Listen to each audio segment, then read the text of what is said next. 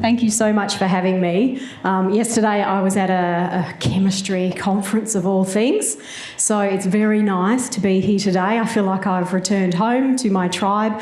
Thank you, Drew, for having me. I had the privilege of getting to know Drew over 6 years at Health Translation SA, and I think any of you who know Drew would know that when there's a strategy to be made, he's firing on all cylinders. When there's a party to be had, he's also firing on all cylinders. So it's great to be here with you today. I've got a few disclaimers, I guess. Today, I really want to share with you a case study or success story of the SAHMRI Women's and Kids Omega-3 team. And it really is a journey that goes from basic science and lab research right through to clinical trials, evidence synthesis, implementation pilots, translation into policy, and now on the cusp of scaling up. So it'll be a whistle-stop tour. This is the team leaders, Professor Maria Macready, who's the head of SAHMRI, and Dr. Karen Best.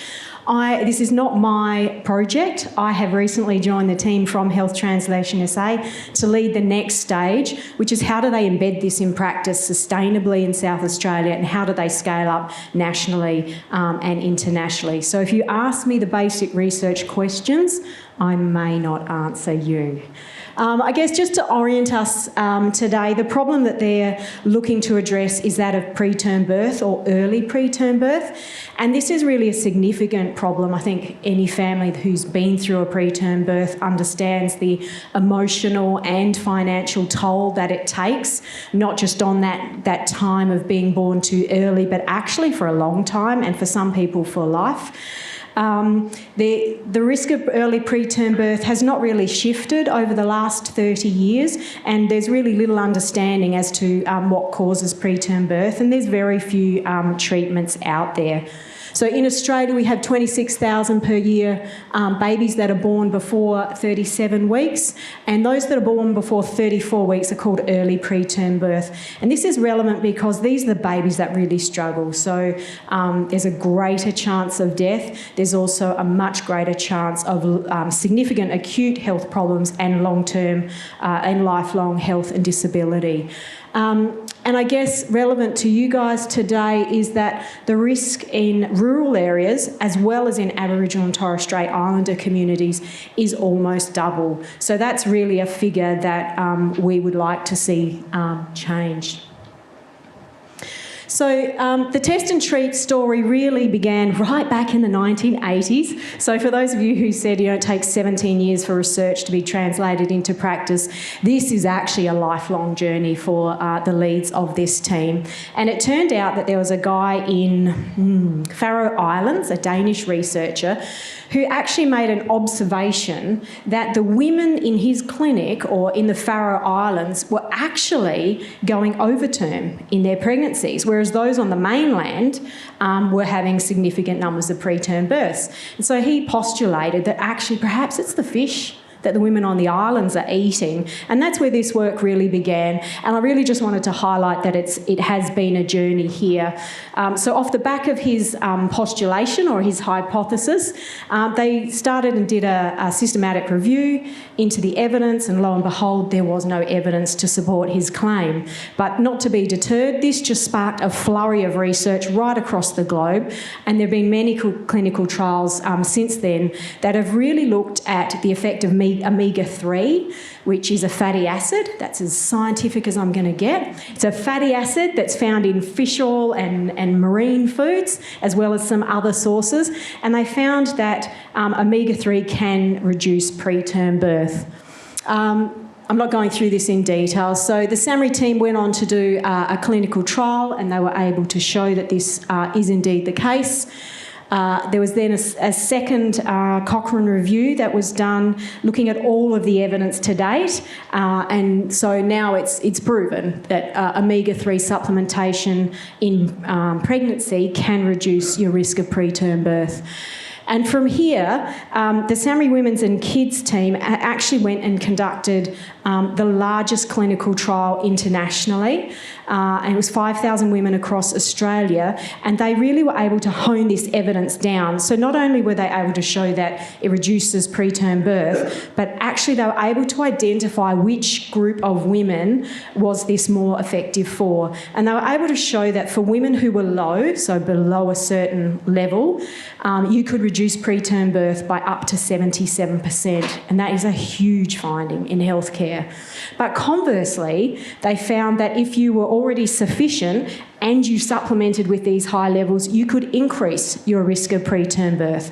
So this has really led to a precision approach rather than just saying everybody go and supplement with omega-3 during pregnancy. So off the back of their trial and the Cochrane review, the NHMRC changed the pregnancy guidelines, and now it's recommended that all pregnant women, if they're low, they get supplemented with omega-3. Huge. I think anyone that's been involved in research translation knows just changing a guideline is a big feat. So they were successful in translating research into policy, but now they were faced with probably an even bigger app, which is how do you translate from policy into practice? And this is where the omega-3 test and treat program was born. And really at this stage what they were faced with was, it's great, how do we know who's low in omega-3? A questionnaire doesn't answer it, and we know a blood test is gold standard. And then secondly, how are we going to help women and GPs and obstetricians understand the relevance of omega-3 to pregnancy? So from here, the team went on and they engaged extensively with pregnant women, women who've had early preterm births, midwives, obstetricians, GPs, everyone involved in pregnancy care, and they developed the omega-3 test and treat program. We're not going to talk through this really, except to say I'm extremely conscious that in South Australia we have a system that is very different to a lot of the other states and territories. So that's a factor that plays in now as we look to scale up. So at this stage the team worked with SA Pathology to develop an omega-3 test that could be integrated into their standard pathology tests and their model of maternity care. So they were working with your obstetric group as well as your pathology group, and probably the biggest barrier here was they actually had to develop a test that fitted within current workflows. You'll be pleased to know omega-3 test and treat is just as simple as the name sounds. Low omega-3 levels place pregnant mums at greater risk of preterm birth. Now, there's a simple test to check your omega-3 and boost it if it's low. Talk to your doctor about your free omega-3 screening before 20 weeks. So that was part of an ad that was screened throughout South Australia during the pilot. And really, I just wanted to show this very boring slide because it just highlights how in an implementation or translation journey, some of the simplest things actually take the longest time. And I think the team worked for well and truly over a year to get the order form established so that you could order omega-3 if you're a GP or an obstetrician. And then they also developed the advice that would go back to the healthcare providers so that they could give the women the appropriate advice. So the test and treat program screens women in their first trimester of pregnancy. The women receive their test results, and if they're low, they do get advised to supplement. This slide really just shows that the woman goes to a healthcare provider, she's getting a normal test, there's no additional step, it's fully integrated within normal maternity care. The test then comes to SAHMRI, and they are running the analysis, and then it goes back to SA Pathology, and the pathologists assess the results, communicate the results via their normal methods back to the healthcare providers. And the reason I just wanted to explain that, my little green button, is because I'll come back to that, that's okay. And so with the test and treat program, the big step was getting the pathology test integrated into workflows, and SAHMRI working with SA Pathology. But wrapped around that is obviously a mountain of implementation activity. And these slides really just highlight some of the work the team did in developing clinician information packs, as well as information for pregnant women and their families. And they translated these into about 9 different languages as well.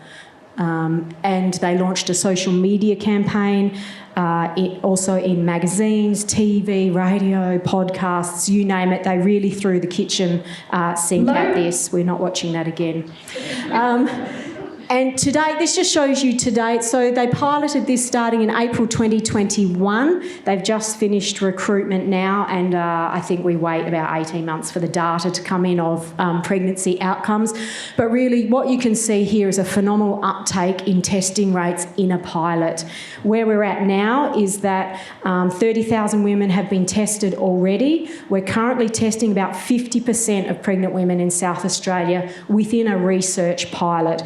Which is huge, which is why they've now employed me, because you don't want to de-implement something that's already at this level of success. So really, when I started my role with the Omega Test and Treat team, I was like, oh, where do you begin with this? And it didn't take me long to work out, okay, show me the money. If I want to have conversations with the people who actually are going to make this decision, I need to be able to explain not just the human impact, which is phenomenal, but I've also got to be able to articulate it in a way that speaks to health services and politicians. I just want to draw your attention to the last line here. And we did some economic modelling. It's independent, which means it's extremely conservative. And what they found is if you implemented this nationally, you could prevent 640 early preterm births every year, which represents a 3-to-1 return on investment, with over half of that being in direct healthcare costs, which is mainly neonatal intensive care costs. And if you look at the sensitivity analysis, and if I was pitching it to a politician, that actually increases to 1,100 preterm births prevented a year and a return on investment of $6.50 to 1. So in health economics terms, that's a no-brainer. It's not only cost effective, it's cost saving. So it's more effective than current care.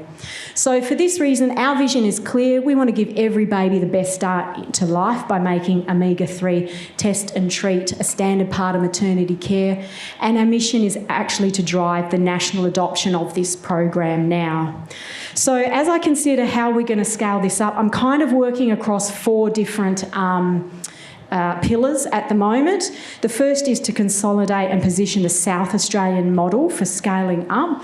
And this really involves making sure that South Australia implements this fully. We're looking at sustainable business models and funding. In terms of national implementation and rollout, as I said, South Australia is unique. We've got one major public pathology provider that tests most pregnant women, and we've also got a GP obstetric shared care program that most women go through. So we were able to pull this together. In Victoria, completely different. You're very complex. So we need to start looking at every state and territory. What are your maternity models of care? What are your pathology capabilities? How would we adapt and transfer this elsewhere? And what would that look like? And possibly more importantly, how do we enable others to lead this next phase? And number 4, I'm supposed to be supporting international efforts as well. I'm way over time, am I? Oh, I've got 6 minutes here. I can slow down and breathe. So as we consider scaling up nationally, there's a few key things that we are keeping in mind. And the reason I want to mention these is we actually have to keep coming back to this because we're in a phase where there's so much interest and it comes from different areas and it can even come from industry, and we have to stop and pause and think, okay, what is the end game? What are we wanting to achieve and how do we protect this? Not in a commercial sense, but in an evidentiary sense. So we're looking at maintaining the integrity of the program. The last thing we want is for, say, industry to say, hey, omega-3 when you're pregnant, start taking high doses when the evidence isn't there. So how do we keep this wrapped within a medical model so it is safe for women? How can we work effectively with all the different variations of health services to adapt it? How do we ensure the long-term viability of the program? And really, again, that's about an MBS item number. That's only one aspect, that's the test. But actually we're talking about supplementation, and I can't go into it here, but we've done another pilot with socially disadvantaged groups and another with Aboriginal and Torres Strait Islander communities in South Australia, where they actually provided the supplements for free as well. We're pretty sure that is the way to go, and in South Australia, SA Health is now looking at how can they put omega-3 supplements on their hospital formularies, but that's only in hospitals, so of course that doesn't help with GPs and GP shared care. So these are the breadth of things that we are considering. And lastly, how do we ensure equity of access for all women? Look, I threw this in case you're all implementation scientists. Don't interrogate me on this, but just in case you're interested, there is a scalability assessment tool. I think it comes from New South Wales. I went through it in detail, probably took a whole day to write, but it's a great thing to do if you've developed a program and you're trying to work out, are we ready to scale or not? This really helps you consider where your areas of strengths or weaknesses are. We do have apparently 3 here on evidence of effectiveness. Oh, is that 3? 2 out of 3. It's a relative weakness, but it's to be expected because it's an implementation program. So what we're saying everywhere we go is we do not have the evidence in yet around how much has this program reduced preterm births. But that's kind of irrelevant at this point because it's about implementing the guidelines and the evidence base that exists. So from here, our focus is how do we ensure maximum uptake, maximum adherence? How do we make sure the effect size that we want to see is achieved and maintained? So at the moment, I am in the midst of applying for an NHMRC partnership grant. I've got quite a number of different health services and pathology groups and industry involved and interested, and we're really looking at 4 different things. Firstly, what is required to sustain this in South Australia? So what sustainment strategies are needed, which are quite different to implementation strategies. We're going to work with Tasmania actually to show evidence of how it can be transferred and adapted to another system. I was interested, I heard a lady speak last session about midwifery group practice and models of care, and that's a major model of care in Tasmania. So that will give us some extra information there. And we want to know, what do they change and how does it work and how can that inform other jurisdictions? I'm most interested in this national readiness assessment and blueprint. So we really want to work with all states and territories to understand your maternity care and pathology systems and what might be required if we want to scale this up. The idea being we don't just have a plan, we have an endorsed plan with commitment to roll this out nationally in the next few years. And then as we do all that, we'll be wrapping up all the learnings to date and all of the resources that we've got, as well as everything every other state or jurisdiction develops along the way into a national implementation kit that hopefully will enable anyone, anywhere to, you know, choose your own adventure. What do you need? What could you adapt so that you don't start from scratch, but you can just level up and implement really quickly. So thank you so much for the opportunity to talk with you today. I am you might have questions for me, but I'm also very interested in asking you questions about how best to engage in Victoria. I'm engaging with Sunshine Hospital, an obstetrician there, but really, who do I need to speak to as we begin to think, okay, what would this look like in Victoria? Who are the people we would need to speak with? How do we start maybe with rural? How do we solve it there and then go to metro? So really open to your feedback and suggestions. Thank you. Questions? 20 seconds. Yeah, you've done 20 seconds. We have evidence here that she's on time. That was a fantastic talk, Ecushla. It's a really great example of large-scale implementation and all the complexities that come with that, and fantastic work. So congratulations on everything that you've done so far. Has anyone got any questions that they'd like to ask? I've got one, which is about collecting the data for evidence of efficacy on the incidence of preterm birth. How are you going to go about that? I think in pregnancy in South Australia, everything's still paper-based. So we have to wait a year for the pregnancy outcomes group to collate that data, link it, and then, so I think it's 18 months before we will get that information. But as I said, you can't de-implement while you wait for that. So as part of this grant, and even if we don't get the grant, to be honest, there's a Commission on Excellence in Innovation in Health is going to help us look at how could we digitise the pregnancy data so that they can have a real-time monitoring, which won't just help this, it would help any pregnancy or premature birth type intervention. And you'll be able to link the people who've been in the program with the birth outcomes? That's the aim, yes. And make a comparison between them and those who haven't been in the program. Yeah, exactly. Yeah, fantastic. And if it doesn't show what we expect it to show, then it's simply why not, and what do we need to do better to make sure the evidence is delivering as expected. Great. Okay, any questions? Yes.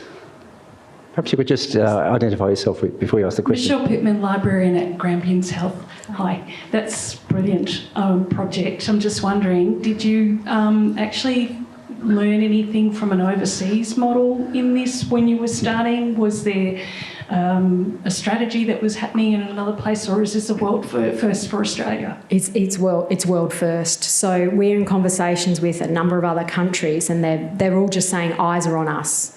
And I think the MBS is a bit of a game changer. I think they all want to know, can we get it through? Because then it's an example of a nutritional strategy also coming through. So interestingly, America is very interested, and I imagine they're going to be the hardest place to do this. But there are a number of places now who are asking if they can pilot something similar, and we're trying to see how we can help them.